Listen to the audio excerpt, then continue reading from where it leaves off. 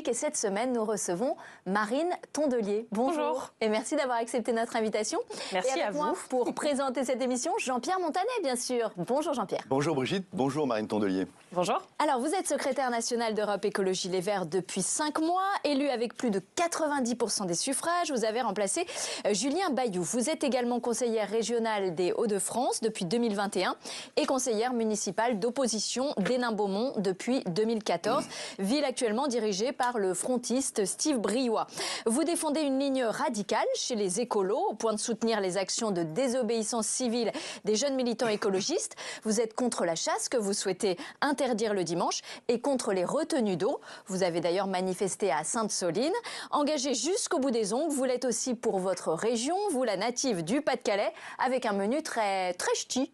Ah ben on peut pas faire mieux, hein. Des frites avec une sauce au fromage du coin, le maroilles, et en dessert des crêpes à la vergeoise. Dans le dessous des plats, la crise du bio, les ventes chutent, est-ce durable ou passager? On pose la question dans cette émission. Dans les pieds dans le plat, ces méga poulaillers de la discorde, hein, des milliers de poulets bon marché élevés en batterie au détriment du bien-être animal. Reportage à suivre. Allez, on passe à table, tout de suite, cuisine et confidence.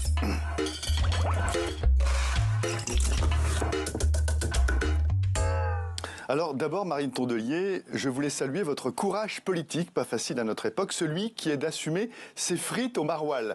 Vous auriez pu, comme d'autres personnalités vertes invitées ici, tomber dans la caricature de l'écolo, avec au menu soupe d'orge, couscous vegan. Non, vous prenez le contre-pied. Pas de tofu, pas de quinoa, comme vous l'avez dit, ni de vieilles céréales ressuscitées. Non, votre assiette n'est pas politique. Vous vous lâchez. Brigitte, 200% plaisir avec des frites, certes du Nord, votre terroir, mais trop souvent diabolisées que l'espace d'un repas vous réhabilitez. Bravo.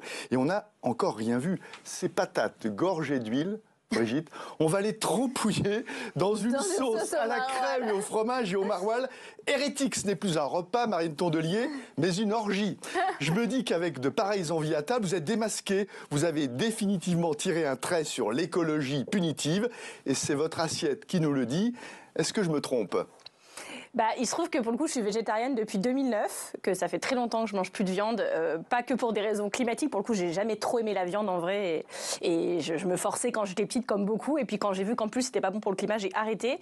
Et les gens en 2009 à Hénin-Beaumont, c'était assez subversif d'être végétarien. Et donc c'était dans une grande famille d'agriculteurs et tous les gens me disaient mais comment tu fais, qu'est-ce que tu manges? Puis ils me regardaient genre ça doit vraiment être horrible ta vie, enfin bon courage. Et moi je disais mais non tout va bien. Et donc voilà, j'ai toujours beaucoup aimé manger. Je mange aussi du quinoa. Tout ce que vous avez cité, je mange pas de tofu, ça m'a jamais... C'est pas une religion, il n'y a pas que le quinoa, non, mais le tofu. Par exemple, ça m'a jamais attiré, et moi, j'aime pas tout ce qui est très transformé.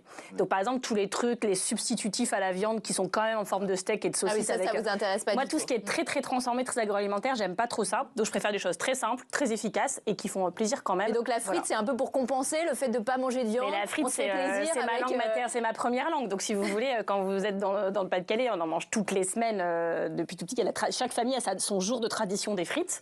Alors vous, c'était lequel jour dans votre famille? Nous, c'était plutôt le week-end avec le poulet ou voilà, un soir. Chez mes grands-parents, c'est le samedi midi, les frites. Et puis c'était vraiment dans la ferme familiale, l'arrière-grand-mère qui épluchait les patates, ma grand-mère qui faisait les frites et qui les fait encore ce jour-là. Parfois, il y a une baraque à frites maintenant en face, donc parfois ils vont les acheter en face. Parce qu'il y a une vraie tradition de la baraque à frites chez vous. Ça, mais on les fait aussi chez soi, ça c'est pas... On fait les deux. C'est autorisé. Mais vous voyez, les baraques à frites, moi je mange pas de viande, pour 2,50 € avec la sauce. On a un petit collet de frites. C'est même pas un petit, vous allez à manger pour 3 jours et c'est les poules qui m'aident à finir parce que même avec une petite frite, on a assez à manger. Et donc c'est hyper populaire, c'est très convivial, vous pouvez, ça prend pas de temps à cuisiner. Et pour le coup, quand on invite des gens à manger, c'est aussi des choses qui sont rapides à faire dans toutes les campagnes. Quand il y a l'étape de campagne, il y a un moment en général, ça se finit avec les frites dans mon jardin, surtout au moment du confinement où tous les restaurants étaient fermés. Enfin voilà, c'est vraiment une tradition de partage aussi et pour le coup, ça ressemble à notre région. Avec modération, parce que c'est quand même le symbole un peu de la malbouffe, malheureusement. Non, on mange de la salade avec. Ah ben oui, mais on a alors je crois qu'on a oublié la salade, c'est vous qui êtes... C'était pour se donner bonne conscience, en fait. Pour donner bonne conscience. C'est un peu la bonne conscience.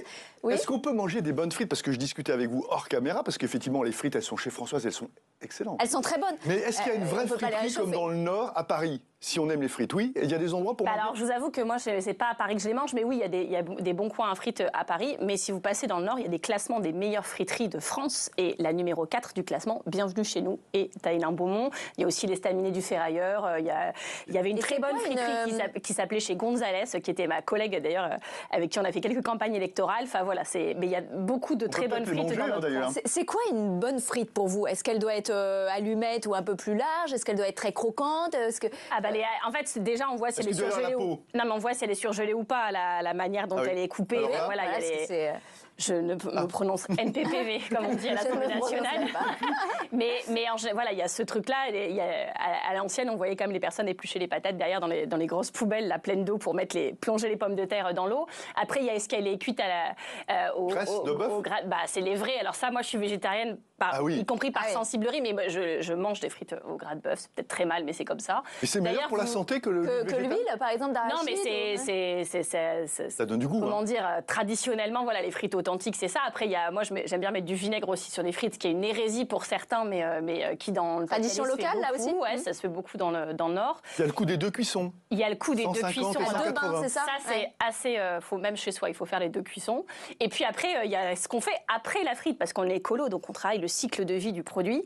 Et donc, vous vous rappelez que Julien Bayou avait fait voter à l'Assemblée nationale un amendement pour permettre le recyclage de l'huile de friture. Et notamment, aujourd'hui, on peut faire rouler des véhicules à l'huile de friture. C'est ça, du biocarburant, en fait. Mais c'est interdit parce que il y a le lobby derrière de... Ah oui, vous rêviez de partir avec votre Twingo qui pétarade. Ça fait manger beaucoup de frites, mais je peux vous dire que quand cet amendement a été voté, dans le Nord-Pas-de-Calais, la Voix du Nord, ça leur a fait 3 jours de voilà, les friteries du Nord réhabilitées. Et c'était un moment en plus, vous savez, entre le Covid, la guerre en Ukraine, il y avait beaucoup d'inflation, c'était dur, y compris pour les baraques à frites. Il y avait le prix des huiles qui avait flambé, je ne sais pas si vous vous rappelez. Oui. Et donc c'était un peu le moment de fierté nationale chez nous. Voilà. Alors vous dites que vous les mangez avec de la sauce, donc là c'est une sauce au maroilles.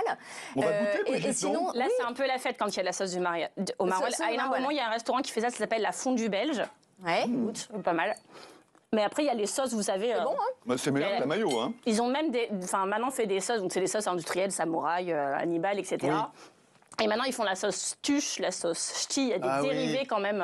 Et alors, c'est quoi votre préféré, vous? Moi, j'aime bien la sauce Hannibal.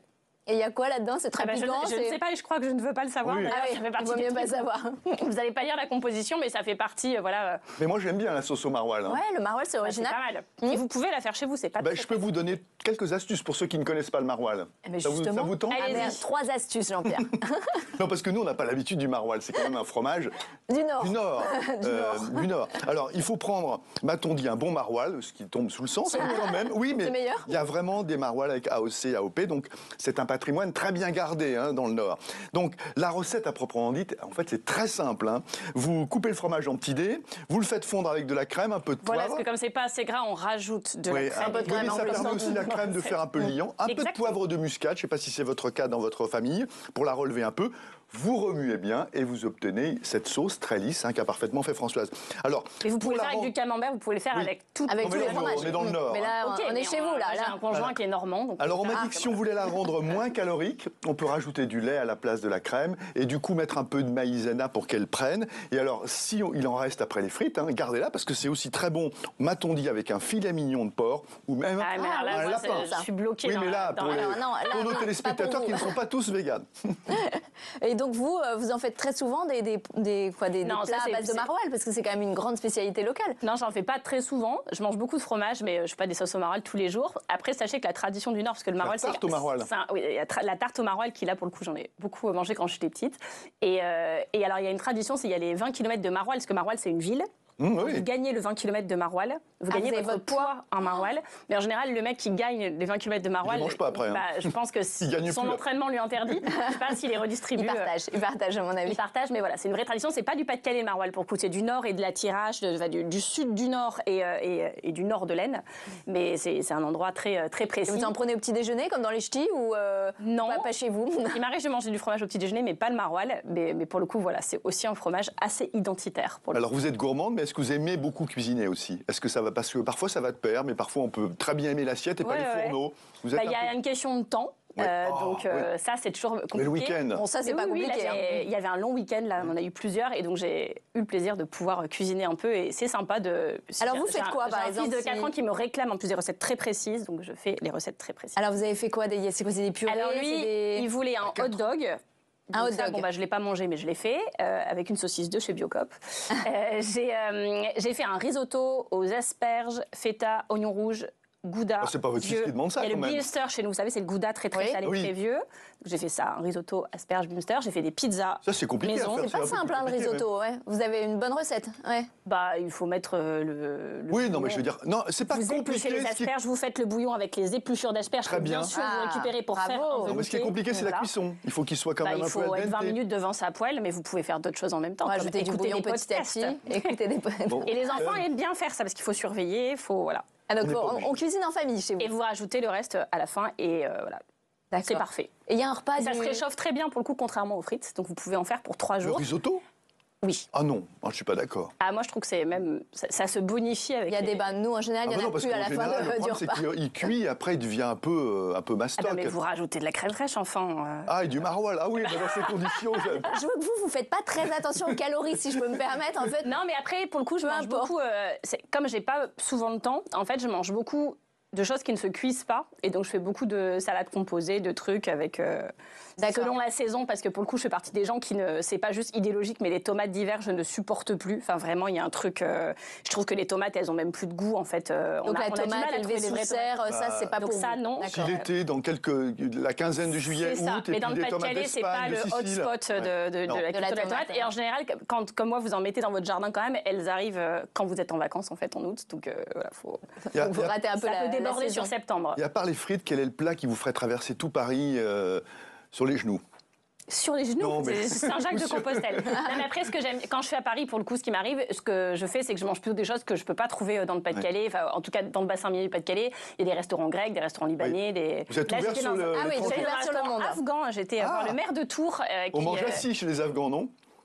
là, on était à des tables, mais c'était vraiment, enfin, c'est des réfugiés qui ont ouvert un restaurant. C'était vraiment Il y a quoi, beaucoup de riz, non? excellent. Là, j'ai mangé une sorte d'omelette. Mais en fait, c'était un œuf brouillé avec de la tomate, de la coriandre, de la feta d'ailleurs, et du thé à la cardamone. Et enfin voilà. Et du riz, ouais. Brigitte des a raison. saveurs Riz au qui- raisin, etc. Oui, il y a tout ça, mais c'est vrai que en fait, il y a plein de pays où on mange beaucoup plus de végétarien qu'en France pour le coup, et ça permet de varier aussi. Vous trouvez qu'en France, on a le choix sur les menus végétariens, qu'il y a suffisamment d'offres dans les restaurants? Alors non, mais je vais vous dire maintenant, quand j'arrive des fois, on m'invite dans des restos végétariens exprès. Ah oui. Et en fait, je suis complètement déstabilisée parce qu'il y a trop de choix. Moi qui suis habituée à prendre le plat végétarien du resto, en fait, ça. on est habitué à prendre ça. Et là, quand tout d'un coup, vous arrivez dans un resto végétarien, vous avez le choix entre toutes les pages. J'ai plus l'habitude, en fait, de. Il y a trop de choix, sélectionner. finalement. C'est ça. Mais donc, on arrive très bien à remplacer les protéines animales. Aujourd'hui, oui, finalement. mais je peux vous dire, en 2009, quand je suis devenue végétarienne, dans les restaurants dans le Nord, c'était très compliqué. Vraiment. Et je me rappelle d'un repas, il y a, vous savez, des repas par les assos et tout, c'est hyper convivial, mais forcément, c'est les repas imposés. Et je m'étais inscrite à un repas, je sais plus, c'était un repas des aînés ou un repas d'une asso de quartier, en leur disant, par contre, je suis végétarienne. Et puis le monsieur m'est vraiment hyper gentil. Il me dit, mais vous inquiétez pas, on va trouver une solution. On remplacera la viande par du jambon. Parce qu'il y avait vraiment. C'était un concept très exotique d'être végétarien. Et donc, il y avait une méconnaissance. Puis alors après, mais alors, du coup, comment vous faites avec le poisson? Comment vous faites avec les œufs? Est-ce que vous en mangez? Vous en mangez pas? Vous ne mangez rien de tout ça, si vous êtes Alors si, moi j'ai des vraiment poules, végétarienne. en fait, Ah, donc je mange les œufs de mes poules. D'accord. J'ai 2 poules, Peppa et Trotro, qui ont été nommées, vous imaginez, par mon fils et pas par moi. Et donc ça, je mange les œufs de mes poules, mais c'est vrai que, en fait, mieux vous mangez, plus vous faites attention, plus vous êtes déstabilisé quand vous voyez arriver dans votre assiette un œuf dont vous ne savez pas d'où il venait. Mais en Oui. fait, du coup, vous savez d'où il vient quand même. Comment il a été élevé, C'est dans ça. quelles conditions. Et en fait, etc. quand vous travaillez sur ces sujets, quand vous voyez les vidéos de L214, moi notamment, quand j'avais vu Brigitte Gauthier la première fois, donc qui fait partie de ces lanceurs d'alerte qui ont été filmés dans les abattoirs, dans les élevages industriels, c'est des gens qui sont véganes, pour le coup, vraiment par conviction et vraiment sans entorse. Et je me dis, mais comment? Quelle force il faut quand vraiment tu ne supportes pas la souffrance animale, qui est très sensible à ça, que tu ne supportes même pas d'en manger, pour te faire embaucher incognito 6 mois dans un abattoir avec la caméra, donc en plus en prenant des risques quand même. Il y en a plusieurs qui ont été repérés dans les enquêtes suivantes. C'était le mari de Brigitte Gauthier en l'occurrence qui faisait le reportage en question. Et je me disais, mais vous avez une force incroyable. Moi, je pense que je n'arriverai pas à être dans cette atmosphère 6 mois comme ça, à faire ce travail, j'y arriverai pas. Qu'est-ce que vous transmettez à votre fils, là, puisque vous avez l'air quand même un peu très à cheval sur certaines choses. Est-ce que vous essayez de faire de lui un vegan ou pas du tout? Il a sa liberté. Non, franchement... Vous lui montrez produits transformés, produits de la ferme, le distinguo entre tout ça. Vous faites de la pédagogie avec lui? Oui, je pense comme tous les enfants, on apprend un peu à cuisiner, on leur montre les choses. Et après, moi, je ne veux pas imposer mes choix à mes enfants ni à quiconque autour de moi. Mon conjoint mange aussi un peu de viande. Voilà, et donc chacun fait ce qu'il veut en réalité. Et c'est marrant parce que j'ai souvent... Là, j'étais encore hier, il y avait un repas et il y a 2 personnes qui venaient me dire en disant mais nous on mange de la viande mais de moins en moins, mais en fait on prend quand même un peu moins l'avion, donc ça compense rien du tout, hein, rassurez-vous. Mais du coup je disais mais pourquoi vous venez me dire ça, genre j'ai l'impression d'être au confessionnal et les gens viennent me faire leur rédemption qu'ils ont mangé de la viande. Les écologistes qui sont un peu radicaux quand même, il faut le dire. Hein. Oui mais moi je donne jamais de leçons à personne, beaucoup les gens font ce qu'ils veulent. Les gens mangent de la viande. Mais en fait, par ailleurs je pense que tout le monde a bien compris aujourd'hui qu'on en mangeait beaucoup trop. C'est-à-dire que quand les gens disent mais si les gens, les végétariens, ils sont en mauvaise santé parce qu'ils mangent pas de viande, c'est pas équilibré leur truc. Bon, ok, rassurez-vous, on va très bien. Mais moi-même, quand j'étais enceinte, on me disait vous allez accoucher avant terme, votre bébé sera rachitique. Il est né 5 jours après terme à 4 kg 150, tout se passait très bien. Mais vous voyez, il y a des gens qui mangent de la viande en nous disant mais moi je revendique que c'est bon pour la santé. En fait, on sait qu'en France on en mange trop par personne et que pour le coup c'est pas bon pour la santé, ni pour le porte-monnaie, ni pour la dignité animale, on est pas loin ni du pour le seuil des climat. 500 grammes. On n'en mange pas non plus de façon énorme. Non, mais on est au-dessus, vraiment au-dessus des recommandations sanitaires. Des préconisations. C'est pour ça que moi souvent on dit les écolos ils sont caricaturaux et tout ça. Moi je donne les faits, c'est qu'on est au-dessus des recommandations sanitaires. On mange trop de viande par rapport à ce qui serait bon pour la santé. Mais par ailleurs chacun fait ce qu'il veut. C'est-à-dire que les gens savent. Je pense que de plus en plus sont conscients de l'impact que ça a sur l'eau. Par exemple, le maïs, quand on dit c'est la sécheresse cet été, il y a le maïs irrigué. Oui, mais c'est pour manger, ok, mais plus de 80% du maïs qui est cultivé en France irrigué, c'est pour l'alimentation animale. Et donc derrière, c'est la consommation de viande.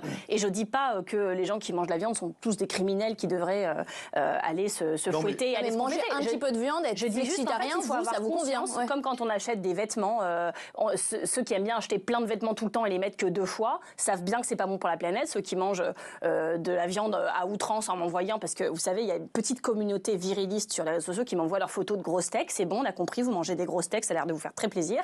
Moi, j'ai jamais dit qu'on allait interdire tout ça. Je dis juste que il faut que ce soit raisonné et que, par exemple, ça me paraît pas complètement dingue que dans les cantines, dans la restauration collective, les écoles, les EHPAD, partout, les gens puissent avoir le choix avec une alternative végétarienne. On n'a pas dit qu'on allait forcer les gens à manger végétarien. On dit juste que les enfants qui le souhaitent, par exemple, c'était mon cas à l'époque, n'aimaient pas trop la viande. Moi, je n'ai jamais réussi à manger de la viande à la cantine.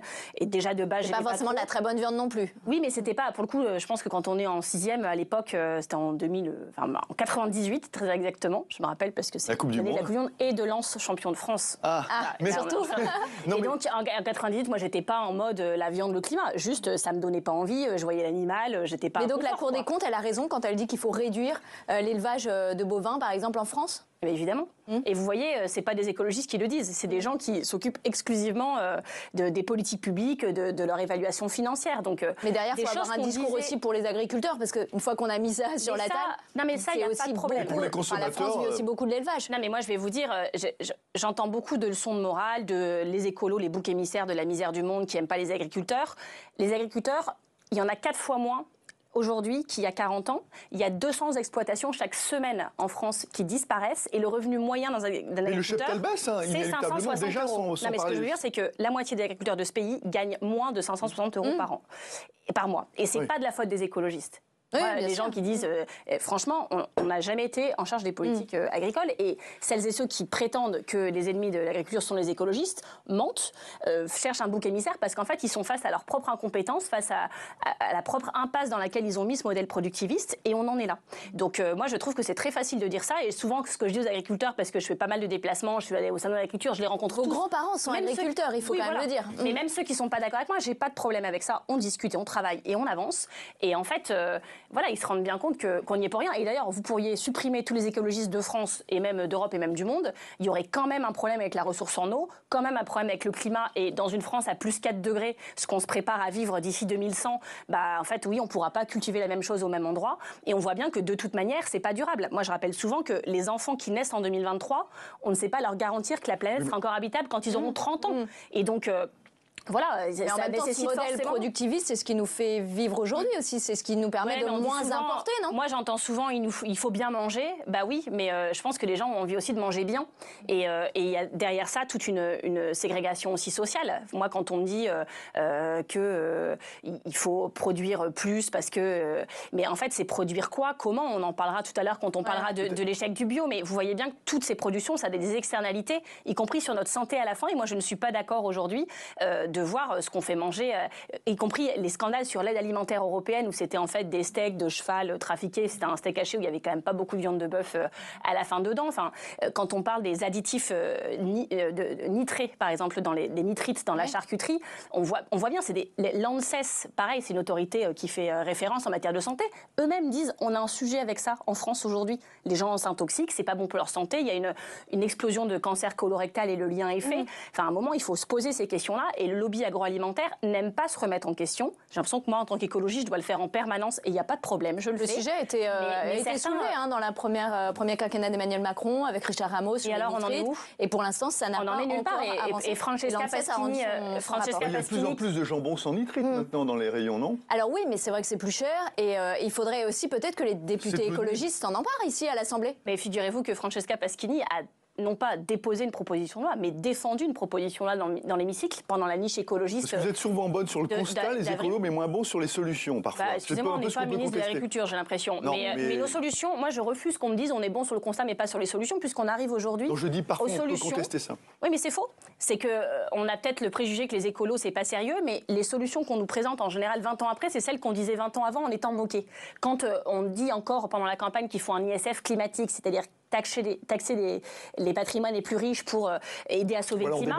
On se moque de nous, mais c'est ce que dit Jean Pisani-Ferry. Pisani-Ferry fait un rapport alors qu'il est conseiller de Macron et lui, quand il dit c'est très intelligent, sauf que c'est 3 ans après et qu'on a perdu du temps. Et sur les nitrites, vous me dites, vous en parlez pas. On a déposé dans la niche écologiste ce texte qui a été examiné. Alors on va quand même à mes collègues qui font ce travail. On va continuer à parler de tous ces sujets, bien sûr. Après, je voudrais juste qu'on parle de cette bière que vous nous avez apportée en plus, qui est une bière qui s'appelle la Bellus, c'est ça, une bière blonde.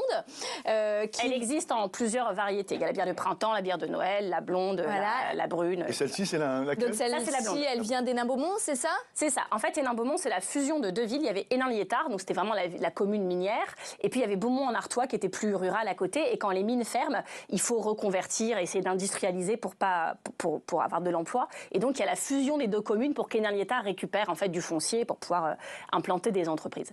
Et donc moi, j'ai 2 grands-parents qui étaient d'Hénin-Liétard et 2 de Beaumont-en-Artois, et donc il y a la fusion. Mais nous, on dit encore, on va à Beaumont, alors que maintenant, c'est la même ville, quoi. Mais c'est le côté un peu village. Et donc celle-là, elle est familiale, je crois. Alors c'est un petit cousin, donc c'est la ferme à côté de mes grands-parents. Je crois que nos grands-mères étaient cousines, voilà. Et donc Thomas, qui est un peu plus jeune que moi, il a l'âge de mon petit frère, et en fait, il a fait le lycée agricole, etc. Il a décidé de monter une brasserie. Elle est brassée sur la ferme familiale. Médaillée de bronze. Il y a eu 10 médailles du Salon de l'Agriculture au fur et à mesure. Paris 2020. Ouais. Voilà. Parce que souvent, on assiste à j'en parlais avec Brigitte sur la bière, il y a des agriculteurs qui produisaient des céréales, de l'orge par exemple, et qui du coup élargissent leur activité et montent une brasserie sur la ferme. Il y en a qui font toute la filière. Ce que fait votre cousin ou pas? Non, là c'est son père est encore exploitant, lui il reprend pas la ferme pour l'instant, il s'occupe de la brasserie, mais c'est vendu à la ferme en vente directe. Et il se sert des céréales qui sont produites sur l'exploitation? Non, c'est un peu plus compliqué que ça, mais pour le coup c'est vendu sur la ferme et les gens viennent vraiment acheter sur place, mais c'est aussi distribué maintenant de plus en plus. On la trouve un peu à Paris aussi? Non, pas encore. Peut-être, je pense pas, mais je pense que si on veut vraiment s'en procurer, il y a moyen de le faire. Vous tapez Bellus sur Internet. Bellus, et elle est délicieuse. Félicitations à Thomas. Alors. Thomas. On va voir si vous êtes vraiment incollable maintenant. C'est le quiz. Attention. Alors vous qui plaidez la cause des écolos tel un avocat, vous devez être incollable sur le guacamole, vert comme votre parti. C'est pas écolo le guacamole. J'aime beaucoup ça, mais les avocats, viennent de loin. Pour le climat, c'est compliqué. C'est vrai, ça consomme beaucoup d'eau. Mais il y en a maintenant en Sicile, en Espagne. Sauriez-vous donc nous dire si ces affirmations sont vraies ou fausses? A. Le guacamole est une recette ancestrale des Mayas. Je crois que c'est vrai. Alors c'est faux, ce sont les Aztèques au XIIIe siècle. C'est une question de géographie en fait et histoire du monde. C'était un peu vache. Ce sont les archéologues qui ont trouvé des traces d'avocats. Bon. B, ce sont les conquistadors espagnols qui vont rajouter des oignons dans sa composition. Je dis oui. Oui, Vrai vrai, au XVIe siècle. En fait, les Aztèques, et non pas les Mayas, faisaient juste du guacamole et les Espagnols ont rajouté leur petite touche. Aux États-Unis, l'événement qui a fait exploser l'importation d'avocats pour le guacamole est la cérémonie des Oscars. Parce que vous savez, ils trempouillent leurs petites chips dans le guacamole devant la Ouais. télé. Je sais pas, je vous dis oui, mais j'en sais rien. Non, c'est le Super Bowl. Vous savez, le Super foot Bowl. américain, 100 millions de kilos en 2021 ont été achetés pour faire Mais du guacamole. Ça vous surprend? Non, mais parce que je pense pas qu'il y ait... Je pensais que c'était, genre, historiquement, il y a un moment où tout d'un coup, tout le monde s'est mis à manger du guacamole. Je ne comprenais pas la question. Mais ce que je sais, c'est qu'à un moment, il y a eu l'histoire des biocarburants beaucoup et que ça a fait exploser le cours des céréales et qu'il y a eu une grosse inflation sur les tortillas et qu'il y avait une crise entre les Et depuis, États-Unis et l'Amérique du Sud à cause de ça. Il y a eu une crise de flambée la en tortilla, 2021, mais c'est vrai que ça tous vous les avait Super échappé. Bowls, il y a beaucoup de guacamole. Enfin, en 2015, le New York Times fait scandale en proposant une recette de guacamole incluant des petits pois. Est-ce que c'est vrai ou faux?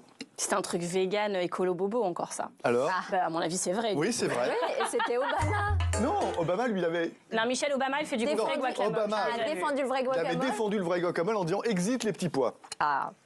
Alors, vous allez pouvoir vous rattraper un petit peu. Vous qui avez effectué de longs stages à l'ambassade de France à Stockholm, vous connaissez forcément les spécialités suédoises. Ah bah le saumon et les patates. Et puis voilà. Voilà. Sauriez-vous nous dire si ces affirmations sont vraies ou fausses? Pour vous, ça va être facile. Alors, A, saumon gravlax signifie saumon mariné. Oui.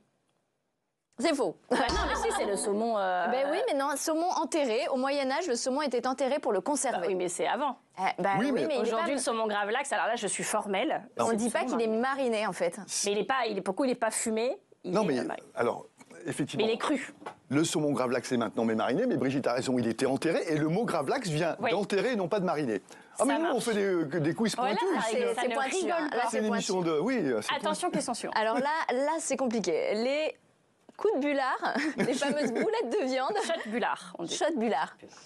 Les fameuses boulettes de viande sont servies avec une sauce à la groseille. C'est des érelles. Mais c'est l'équivalent, c'est des baies. Voilà, c'est faux. De toute façon, j'en mangeais pas en fait. Vu que j'étais végétarienne, C'est je pas grave, Oui, j'en mange pas. c'est ce qu'on dit les cranberries, hein, c'est ça. C'est ça, c'est Voilà. les érelles. Cranberry. Bravo. Le célèbre pain Vasa est né en Suède il y a 5 siècles. Est-ce que c'est vrai ou est-ce que c'est faux? Je peux vous dire que la plus grosse course de ski de fond au monde, c'est la Vasalopette, la course. Ouais. Donc il y a beaucoup de termes autour de Vasa. Il y a des îles qui s'appellent comme ça, etc. Mais alors, est-ce que c'est un pain? Est-ce qu'il a été importé au XVe siècle? Je n'en sais rien. Alors, c'est vrai. C'est bien né en Suède il y a 5 siècles et c'est à base de seigle. C'est un pain dur qui est à conserver, en fait. Et puis, les pommes de terre rôties, Hasselback, vous dites comme ça, sont découpées en cubes. Vrai ou faux? Ça n'a aucun sens, vos questions. Si vous les achetez au supermarché, c'est un truc en plastique comme ça, peut-être. Mais en Non. vrai, c'est plutôt, elles sont servies mais- comme non, des mais- pommes de terre grenaille, en fait. Oui, mais, Ouais, c'est une... servi, oui, mais rôti Hasselback, c'est une vraie recette suédoise. Oui, et on mais, les prépare d'une manière un peu particulière. Mais Ouais, mais Bon, c'est alors, plutôt, c'est pas en cube. Vous avez pour moi, c'est raison. comme des pommes de terre grenaille. Enfin, elles sont un peu en Exactement. robe des champs, comme on dirait. On peut accorder le point? Oui, mais les vrais Suédois les découpent en éventail. Oui, mais c'est pas en cube. Enfin, en cube, c'est si vous achetez surgelé dans le truc. Ce qu'on ne dans fait le pas. bac congélation Ce qu'on du ne fait supermarché. Jamais, Voilà. jamais. Jamais. Alors, vous savez qu'en politique, eh bien, souvent, le repas occupe une assez large place. Et c'est souvent là que se nouent les deals politiques et que se fait la petite et la grande histoire. C'est la brève de comptoir. Alors, pendant que vous mangez une frite, Elles sont vraiment froides maintenant. on vous a demandé de réfléchir à un souvenir politique autour d'un repas. Est-ce que vous avez une histoire à nous raconter? J'en ai plein qui sont pas racontables. Ah, ah bah non. mais je peux sûr raconter les noms. Ah bah nous, on veut les Ça histoires reste pas entre nous, ça racontables. sortira Non, mais pas je pense d'ici. que les meilleurs moments militants, parce qu'il faut se dire que quand on est écolo, c'est pas tous les jours simple, mais ce qui nous rassemble, ce qui nous fédère, c'est qu'on rencontre vraiment des gens super qui savent pourquoi ils font ça. Et moi, je sais que ce qui a beaucoup forgé aussi ma détermination à me dire je suis au bon endroit et je vais continuer et c'est pour elle, pour eux, pour tout le monde qu'on se bat. C'est les grands repas d'agriculture paysanne en fait qu'on organise dans le Pas-de-Calais. Vous savez, la Confédération paysanne. Alors je peux dire qu'être bio dans le Pas-de-Calais, c'est pas Climax. hyper facile dans la vie, mais il y en a qui l'ont fait très tôt, qui ont défriché ce chemin que bientôt tout le monde devra emprunter. Ils sont très courageux. Et en fait, donc il y a la fête de l'agriculture paysanne où on met un peu à l'honneur ses savoir-faire. On teste, vous savez, les désherbeuses à la main parce qu'il n'y a pas les pesticides. On rencontre un peu tout le monde, les gens échangent sur leur métier. Et en général, ça se termine par un repas un peu auberge espagnole où chacun a ramené son fromage, son pain, ses endives. On est bien dans le nord. Et c'est des moments hyper sympas qui donnent du sens en fait à tout ce qu'on fait. rencontrer, nous côté politique, eux côté paysans. Il y a aussi des syndicats évidemment, il y a des associations. Et c'est le moment où voilà, on se rassemble et on célèbre un peu tous les combats qu'on mène et pourquoi on les mène. Et voilà, ça donne beaucoup de sens et c'est très, très fédérateur. Alors, on va avancer dans cette émission et on va parler de l'inflation qui pèse sur le portefeuille des ménages. En matière alimentaire, le poireau bio ne fait plus recette, c'est le dessous des plats.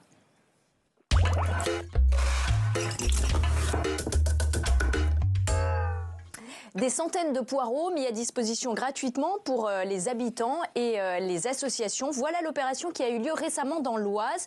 Avec l'inflation, le bio voit son chiffre d'affaires chuter, trop cher, et il est délaissé comme ces poireaux, ce qui oblige des agriculteurs à repasser en conventionnel. Reportage Hélène Bonduel et nos confrères de France Télévisions.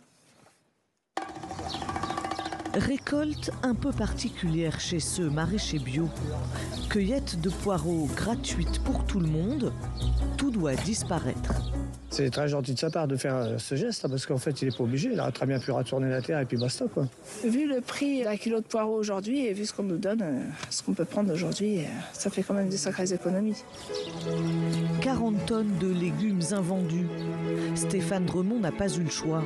Plutôt que de les faire partir à la benne, il a préféré les offrir. On a une chute de vente en agriculture biologique, voilà, qui a fait qu'on se retrouve avec des volumes notamment de poireaux, d'autres légumes aussi, sur les bras. Car avec l'inflation, les consommateurs se détournent du bio. Ces produits ne s'écoulent plus et les chambres froides croulent sous les stocks. Il y a à peu près 50 tonnes de légumes là en stock qui auraient dû déjà être vendus là pendant l'hiver. Des coûts de production trop élevés, des commandes qui s'effondrent. Les maraîchers ont même dû se séparer de plusieurs salariés. On vit très mal la situation, on a un redressement judiciaire suite à cette situation de crise. On espère pouvoir rebondir.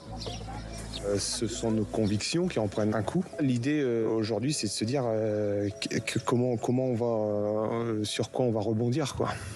Leurs convictions, ces maraîchers bio depuis 2 générations ont donc décidé de les mettre de côté quelque temps.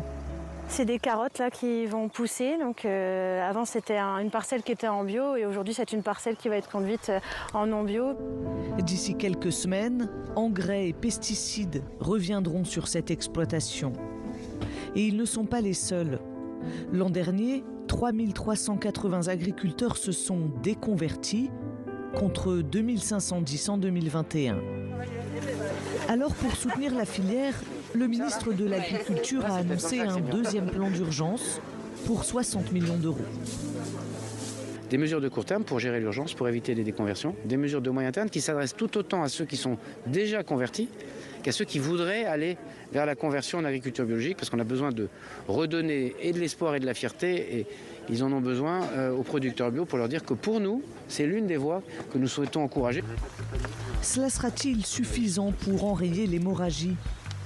Et surtout pour que la France tienne ses engagements, atteindre 18% de surface agricole bio en 2027, contre plus de 10% seulement en 2021. Alors Marine Tondelier, est-ce que vous aussi, vous avez délaissé le bio parce qu'il était trop cher ? Moi, je voulais revenir sur le tout début, parce que vous avez commencé par parler de l'inflation.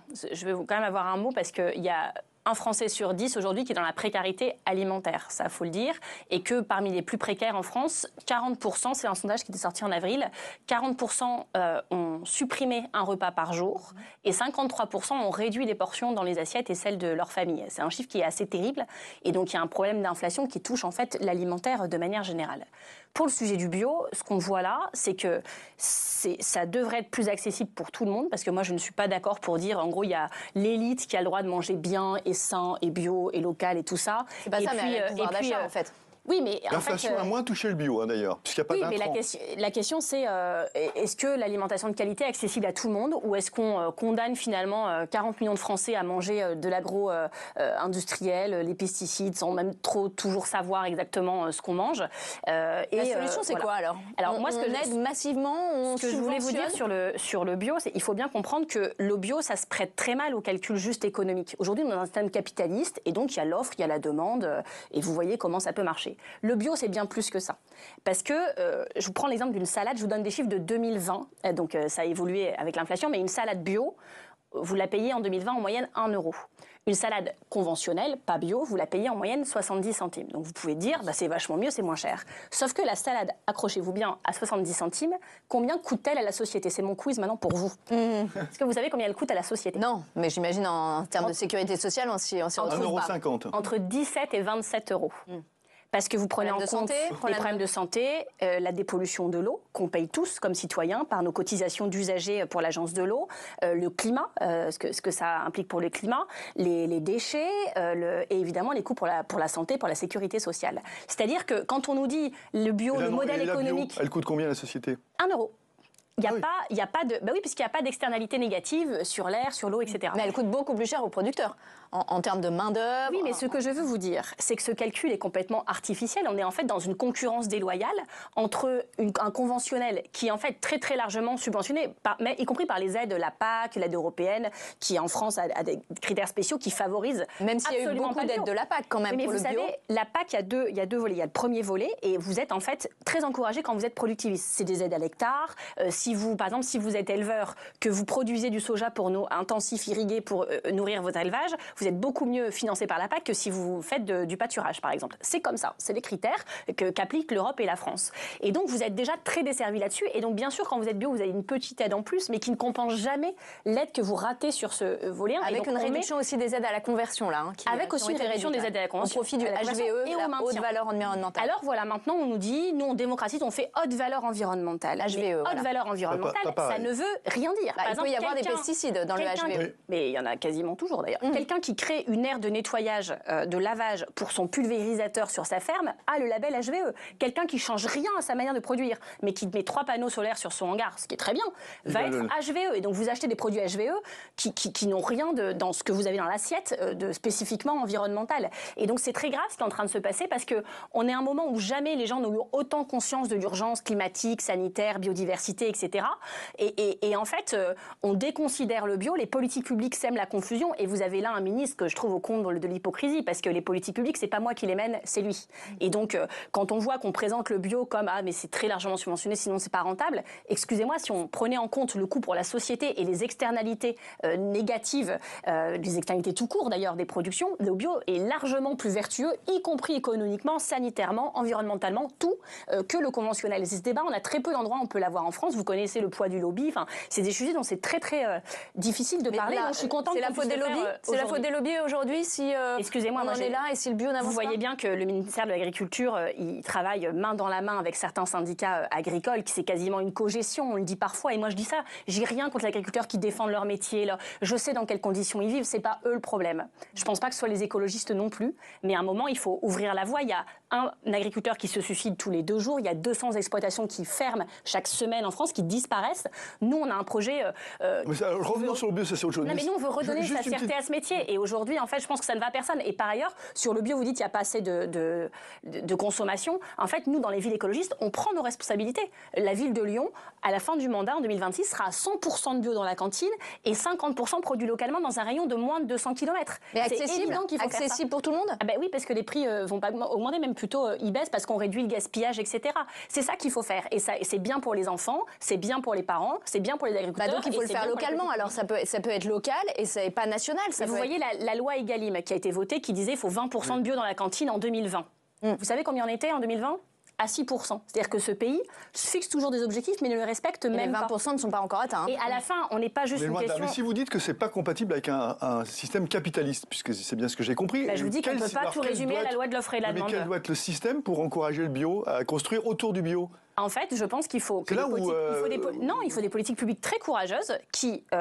montre aux gens, très publiquement, mais c'est la Cour des comptes qui le dit, donc je vais dire, il faut sortir les rapports, qui dit votre salade à 1 euro, en fait, elle coûte 27% à la société, et c'est quand même vous qui payez à la fin, hein, c'est toujours nous qui payons à la fin.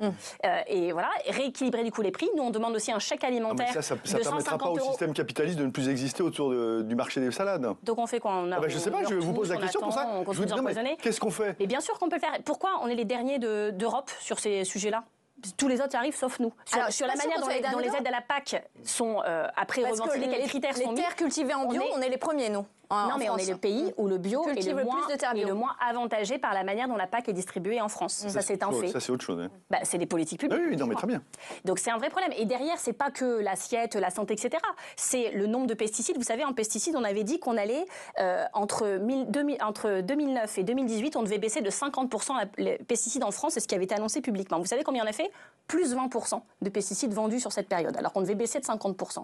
Et à la fin, au bout de la chaîne, on a 800 millions d'oiseaux qui ont disparu en Europe entre les années 80 et aujourd'hui, et c'est très largement à cause de ça, à cause de l'agriculture productiviste. Oui. Et donc ces 20 millions d'oiseaux qui disparaissent chaque année, 25% des oiseaux ont disparu en Europe depuis les années 80, 60% des oiseaux des champs. C'est Caroline Carson qui a écrit un livre là-dessus appelé Printemps silencieux. Et vous voyez ce silence, ces oiseaux qu'on n'entend plus, pour nous, mais quand on fait du bio, on produit moins. Ça, et l'alimentation, c'est ça aussi. Alors, comment on fait pour nourrir toute la population si on produit moins et si on n'importe nouvelle, on installe plus de paysans. Et nous, ce qu'on prône chez les écologistes, qu'on a défendu à la présidentielle et qu'on continuera de défendre, il y a un collectif Nourrir aussi qui rassemble plein d'assauts qui défend ça. C'est 1 million de paysans en France d'ici 2050. Oui, mais on les installe pas comme ça d'un coup de baguette magique. Non, mais d'ici 2000, personne ne dit ça. Il n'y a que vous qui dites ça. Non, je dis pas non, mais il faudra les faire venir à la terre. Parce que pour l'instant, ils se désinstallent d'un coup de baguette magique. Donc, si vous voulez bien, on va essayer de faire autre chose. Et la réalité, c'est que d'ici 2050, c'est possible que ça crée plus d'emplois parce que vous savez, aujourd'hui, on a des aides à l'hectare, etc. La réalité, c'est que c'est pas vrai que les paysans vivent mieux avec ce système.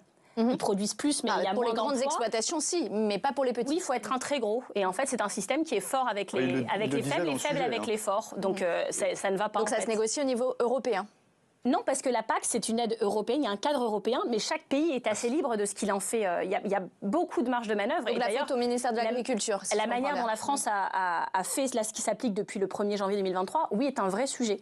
Et vous voyez, là, le ministre dit c'est pas juste, oh là là, on va trouver des solutions, mais c'est bien leurs critères qui aboutissent à ça aujourd'hui. Et c'est sa responsabilité de ministre, parce que si c'est pas de sa faute à lui, alors je sais pas. Mais il faut que ça se fasse en douceur aussi, parce que sinon les agriculteurs. En fait, ça fait 40 ans, vous voyez le chiffre sur les oiseaux, c'est depuis les années 80. Caroline Carson, qui dit Printemps silencieux, qui parle des oiseaux qui disparaissent, son livre, il est de 1962. Donc moi, je ne peux plus entendre qu'il faut que ça se fasse en douceur, etc. Évidemment qu'il faut que ça se fasse en douceur, mais c'est un argument pour ne le faire jamais. Et je vais vous dire, à force de le faire jamais, ça va se faire pas en douceur du tout, et pas par des politiques publiques. Quand il va faire plus 4 degrés, en fait, ça va pas être en douceur du tout. Quand il n'y aura plus d'eau cet été, ça va pas être en douceur du tout. La nature, à un moment, va reprendre ses droits. Et franchement, ça va être très dur pour tout le monde.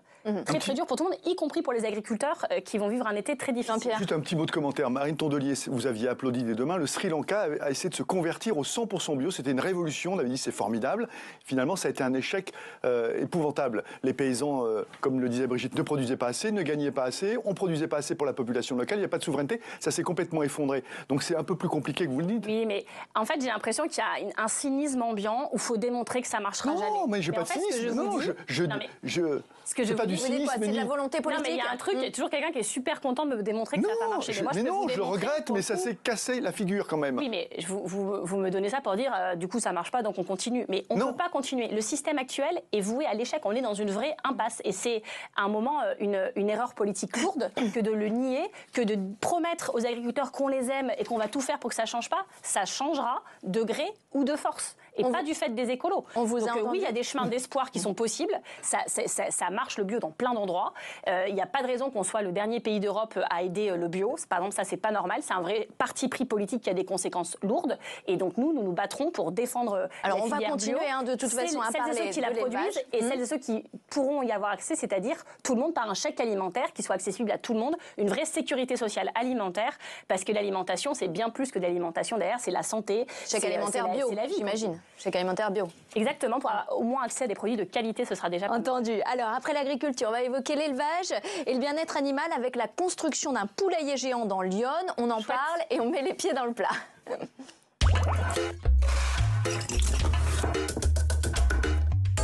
Un est en train de sortir de terre, mais il y en a d'autres. Donc ce sont ces méga poulaillers de la discorde, plusieurs hangars abritant 40 000 poulets, voire 90 000, devraient bientôt voir le jour dans l'Yonne pour produire des volailles bon marché. Mais leur construction suscite la polémique avec un tas d'inquiétudes pour les populations voisines. C'est un reportage signé France Télévisions avec Pierre-Michael Carniel. Des tonnes de terre retirées à la tractopelle. Dans l'Yonne, ce champ retourné est au cœur d'une polémique. La construction d'un poulailler pouvant accueillir jusqu'à 40 000 volailles. Éric Bourdon est céréalier, il n'a jamais élevé de poulet. Pourtant, le projet est énorme. Un hangar aussi long qu'un terrain de football. Ce qu'on va produire, c'est des poulets standards. Donc on sait très bien que le poulet standard, c'est du poulet de 41 jours, que c'est pas du poulet élevé en zone plein air, c'est pas du poulet bio, c'est pas du poulet label qui sont produits beaucoup. Mais à l'heure actuelle, on fait ça parce que à l'heure actuelle, c'est le marché le demande. Son exploitation n'était plus rentable. L'agriculteur a donc accepté l'offre d'un puissant industriel, Duc, filiale de l'entreprise néerlandaise Plukon, leader européen de la volaille. Selon le céréalier, l'industriel prend en charge la moitié des travaux, soit 300 000 €. Dans le village de Sergine, le chantier crée la discorde chez les habitants.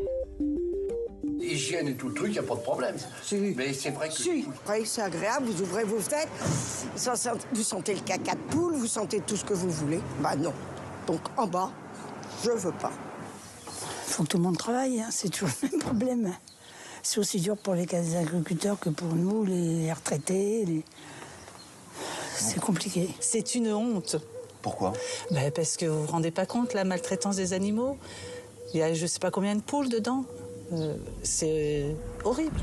La crainte numéro 1 des opposants, voir dans leur village ces images épouvantables, filmées par L214 en 2020 dans une autre antenne du groupe Duc. Pourtant, ce projet est défendu par une majorité d'élus locaux. Il faut bien se doter de moyens si on veut répondre à la demande. Si on ne le fait pas, on va devoir importer avec les risques sanitaires que ça comporte. Je trouve que c'est une bonne chose pour le consommateur, nos céréaliers et pour l'économie locale. Duc prépare déjà l'arrivée du méga poulailler. En décembre, l'entreprise a reçu toutes les autorisations préfectorales pour passer de 250 à 400 tonnes de volailles abattues par jour. L'élevage dans l'Yonne commence à son activité en 2024, mais la filiale voit plus grand et projette déjà de construire dans l'Aube un bâtiment pouvant accueillir cette fois-ci plus de 90 000 poulets. Marine Tondelier, je me fais l'avocat du diable, ça va créer des emplois, les autorités locales le disent. On a une dame qui dit qu'il faut bien qu'on travaille, le céréalier qui ne pouvait pas subvenir à ses besoins construit ce hangar. Donc finalement, c'est pas si mal que ça, tout n'est pas acheté. Mais on en vient exactement au problème que je vous décrivais précédemment. C'est que les politiques publiques font, ce monsieur l'explique très bien dans le reportage.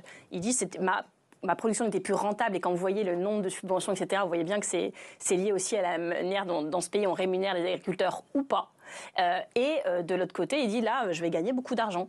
Enfin, beaucoup. Plus qu'en tout cas aujourd'hui. C'est un calcul économique. Et pour moi, la santé, l'alimentation, l'environnement, l'habitabilité de la planète, parce que c'est bien de ça dont il s'agit à la fin et à horizon dans 30 ans, ne peuvent pas être résumés à un calcul économique. On ne peut pas s'affranchir de toutes les règles économiques. Je veux bien qu'on fonce dans le mur à grande vitesse et qu'on fasse en sorte que la planète soit plus habitable dans 30 ans, juste parce que nos calculs économiques étaient montrés que c'est ça qu'il fallait faire. Ça n'a aucun sens. Ça n'a aucun sens. Et donc, je ne vous parle même pas, pour le coup, de la dignité animale et du fait qu'on juge le degré de civilisation d'une société à la manière dont elle traite ses animaux. Et les images qu'on voit dans ces abattoirs, il faut pouvoir les soutenir, en fait, si on décide de manger du poulet ou de la viande, etc. Donc, faites confiance à L214, de toute façon, pour aller jeter un œil dans cet abattoir, ce poulailler, plutôt, quand il sera... évidemment, mais heureusement qu'ils font ça. Heureusement qu'ils font ça, parce que, pour le coup, ça a permis l'évolution de la législation, des mesures fortes, parce que quand l'opinion publique sait, elle ne laisse pas faire. Donc il y a des évolutions de législation, mais il y a toujours ensuite des dérogations sur le broyage des poussins. Vous vous rappelez de ces débats complètement absurdes. Enfin, c'est horrible ce qui se passe dans ces abattoirs. De L214 et tout ça, mais derrière ça, il y a aussi du lobbying. Il y a aussi le lobbying vegan derrière ces L214 et ceux qui dénoncent le mal-être animal. Et alors quel est le problème ? C'est-à-dire qu'ils font du mal. Expliquez-moi. C'est-à-dire qu'il y a une volonté aux éleveurs. Aux éleveurs, c'est-à-dire que la volonté, c'est de tuer l'élevage en France. Les écologistes, on n'est pas contre l'élevage. Regardez, Benoît Biteau, qui est député européen, qui derrière, c'est cette association quand même. Oui, mais ce que je vous explique, c'est qu'il y a des lobbies dans le milieu énergétique, agroalimentaire, dans certains milieux qui pour le coup, causent des vrais problèmes humains pour la santé, pour l'environnement, qui sont climaticides, etc. Quand on parle du lobby vegan comme si c'était les gens à abattre, ils ne font de mal à personne. Ils ont le droit de défendre leur truc et excusez-moi, quand ils montrent ces images, moi je trouve que c'est d'intérêt public qu'on connaisse ces images. Mais ça n'a rien à voir avec l'élevage, c'est de l'industrie. C'est faire des processus industriels avec du vivant, comme si c'était des objets. Il y a quand même un marché vegan derrière ça. Il y a quand même, on trouve plein de produits vegan aujourd'hui dans les supermarchés. Moi, je n'en consomme pas. Mais ce que je vous dis juste, on ne peut pas dire l'écologie, c'est contre l'élevage. Benoît Biteau, qui est paysan écologiste et qui est député européen, il est éleveur. Il fait des vaches, il le fait avec ses méthodes qui sont respectueuses du vivant. C'est qu'est-ce que mangent les animaux. Oui, mais là, on en arrive à ce que disait Brigitte, c'est qu'on n'arrive pas à produire assez de bœufs pour nourrir tout le monde. Là, ces poulets, ils sont aussi destinés à des poulets bon marché pour des gens qui n'ont pas de pouvoir d'achat. On en revient aussi à ce que je disais moi, que peut-être il faut moins manger de viande et de meilleure qualité, et que je ne suis pas d'accord qu'à chaque fois on dise parce que ce que vous dites en fait c'est que c'est de la faute des pauvres ces élevages. J'ai pas dit ça. Non, j'ai pas dit ça. Vous dites c'est pour que les pauvres ils aient aussi de la viande. Non, vous pouvez pas dire ça. Et donc je trouve ça. Non mais premièrement c'est pas de leur faute, et deuxièmement ça veut dire quoi? Ça veut dire que il y a des gens qui ont le droit de manger des animaux élevés en plein air, et puis que les pauvres ils doivent, s'ils veulent la viande, doivent manger ces trucs dégueulasses, dégueulasses pour les animaux et dégueulasses pour les humains et pour leur santé. Donc moi je ne suis pas d'accord, et je trouve que dans ce pays qui est champion de la subvention de l'agriculture, mais personne n'est d'accord avec ça. Une fois que vous avez dit ça, vous n'avez rien dit. Bien sûr, personne n'est d'accord. Et il faut encourager celles et ceux qui travaillent de manière vertueuse. Et tous ensemble, oui, on peut manger moins de viande et de meilleure qualité. Ce sera mieux pour tout le monde. Et vraiment, je pense qu'on arrive à la limite où tout le monde voit bien dans son assiette. Est-ce qu'un pays a réussi ça c'est hyper angoissant, quoi. Cette équation. Est-ce qu'un pays a réussi cette équation dans le monde?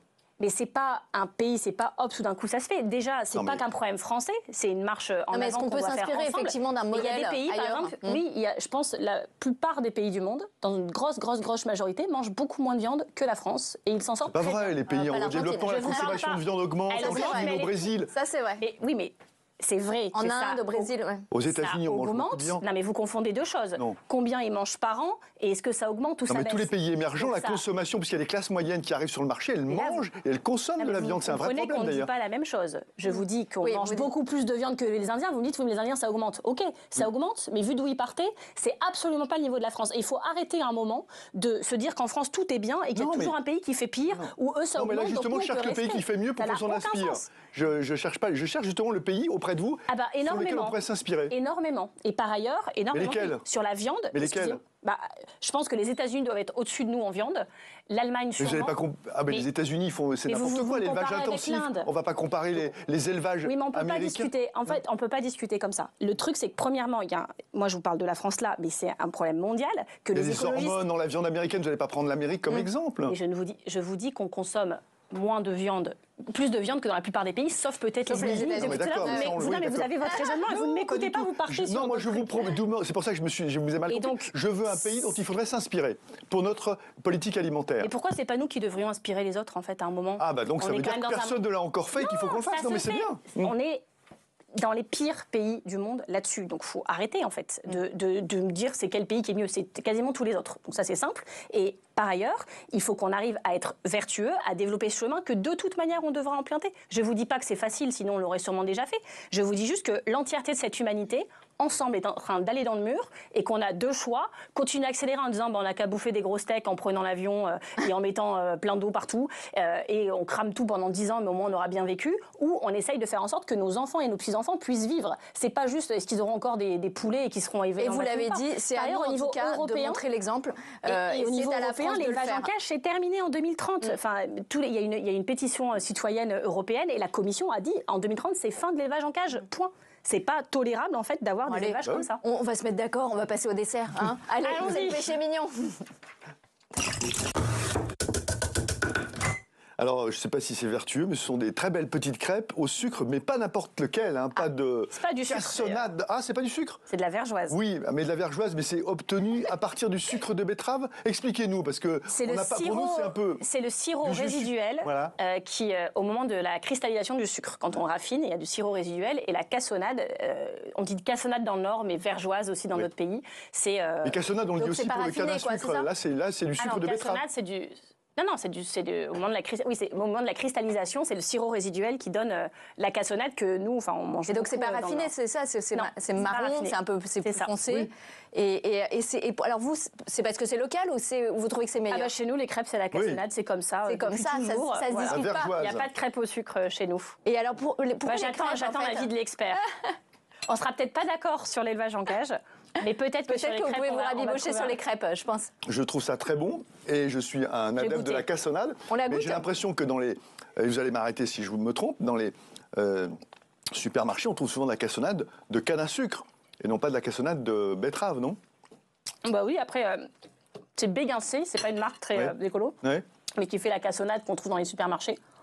Et pour le coup, voilà, c'est celle-là qu'on mange, mais c'est vrai que moi, dans ma famille, tous les dimanches soirs, c'est des crêpes. Donc là, c'est vraiment... Tous les dimanches soirs? C'est vraiment local. Souvent, il en reste le lundi matin, ce qui est le bon côté d'en faire plein. Donc voilà. Après, il y a le débat, est-ce que dans la pâte à crêpes, on met de la bière, du rhum Alors vous mettez de la bière, j'imagine. Oui. Non? Rien ou de la bière. Rien ou de la bière. Oui, parce que ça fait un peu effet de levure, ça la rend plus légère, c'est ça, non? Oui, et puis c'est le goût. Ça lui donne un petit goût, hein. Donc tous les dimanches soirs, c'est crêpes, samedi midi. C'est mon conjoint qui les fait ça pour le coup. C'est frites. Frites le midi et crêpes le soir. Alors, on finit toujours... Les semaines sont ponctuées de rendez-vous importants. Importants et alimentaires, ça c'est bien. On finit toujours cette émission en musique. Alors vous avez choisi celle-là, on l'écoute ensemble et vous nous dites pourquoi.